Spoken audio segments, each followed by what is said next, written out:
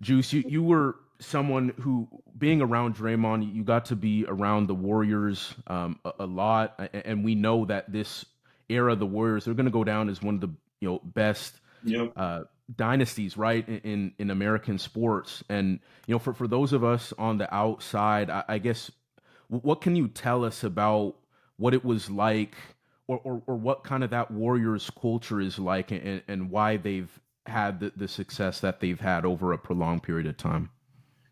Yeah, I think, man. I mean, we can go all the way back to the, Andrew Bogie days where, that it wasn't always like that. I tell people that it wasn't always how it is now, where you see Steph, Clay, and Dre. You know what I mean? And obviously, you gotta put Iguodala in there because he's a big piece of what they're doing. A lot of people don't realize that, but it was a reason on why they brought him back to be a part of just that keeping everybody smooth. You know what I mean? And so the culture, it starts with I think it starts with the top, man. I think from day one, I know when I started to work with Dre, from day one, I think Bob Myers set the tone and just letting people know, like, hey, we're going to have a relaxed environment. Family is involved in this environment. Friends are involved in this environment, but we need to make sure we are, getting work done.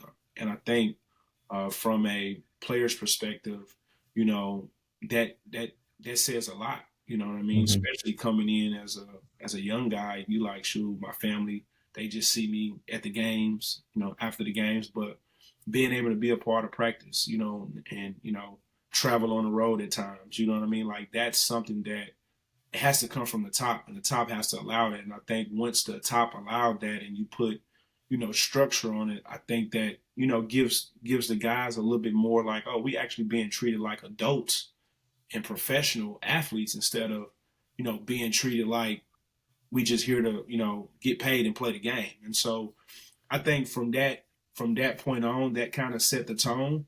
And then from just DG, Steph, and Clay, those guys, buying in. You got guys like Iggy, you got guys like Kevon Looney, who was a big piece, of the environment piece, and then David West, man, like we're talking, OG. yeah, we're talking championships and stuff on who really kept guys, in that, basically in that area of like, we got to stay locked in, we gotta stay together here, and so.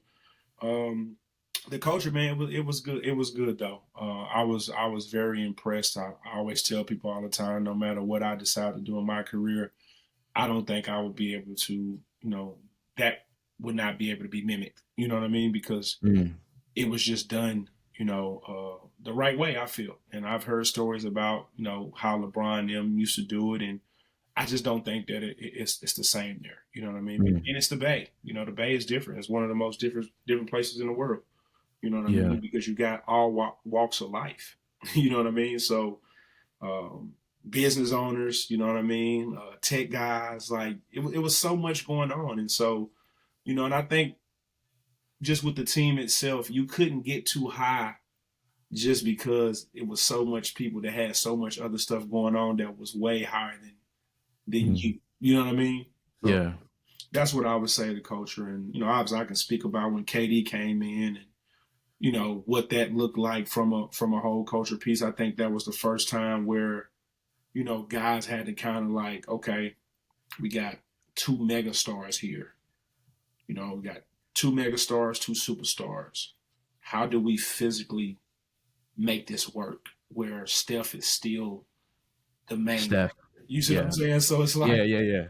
that was a whole escalating ride, and how Bob Nim cater to that, for KD to make sure that he was still treated as, hey, you're still the number one guy here. And so that was just that's a whole different topic though. You know what I mean? But Yeah. the culture there, man, it was dope. It was one of those ones where I always tell my family, I'm grateful to be a part of that dynasty.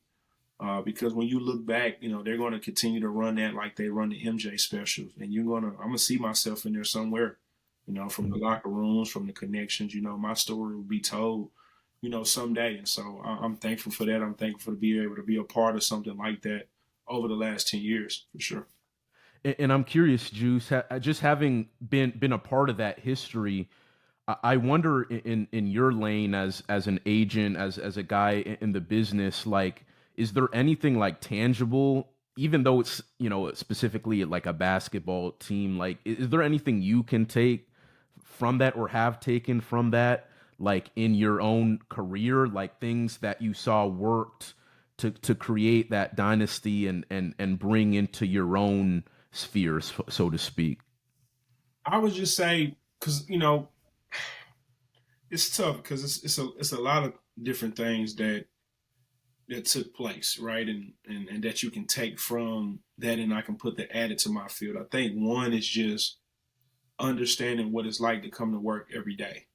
You know what I mean? No matter what is going on in your personal life, but being able to be present, and show up and be physically active, and Hmm. stuff like that. I think those are things that I take, to my workspace now. It's just being able to be present, no matter what you're dealing with, because these athletes are, they're human beings. They go through a lot. I remember a lot of different times, reading different stuff about, DG or whoever it may be, and just watching these guys just be like, man, they really saying this crazy stuff. It's like, how dare you? You don't even physically know me. You haven't even had dinner with me. You haven't sat side by side with me. And, you find out a lot of times, man, a lot of those guys that be on those bots and on social media, they be right there in the stands clapping for you. You know what I mean? So it's just, Yeah. so that's what I can say. That I take with me, as far as tangible things that I've taken from, this, being a part of this dynasty. Man, I have a lot of different things that that are like my memory, points. Like, I still got this big bottle of Moet from 2000. What year was it? Can't think. It's one of the years, but a big Hmm. bottle, and that bottle, it was only two of them. Dre was Oh, supposed word. to get one, and Clay was supposed to get one. I grabbed two because I was going to get one regardless.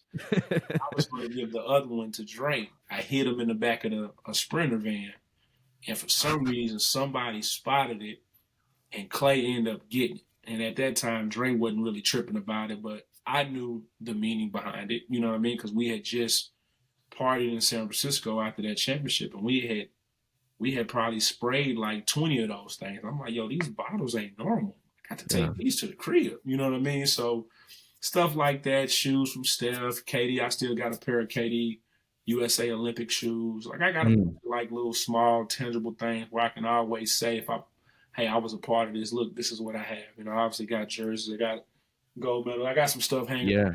People always ask me, like, I know you got more than that. I really do. These are just kind of, all these pieces right here means a little bit more to me than what I actually have. You know what I mean? Mm. Yeah. So, but yeah, that's what I would say, man.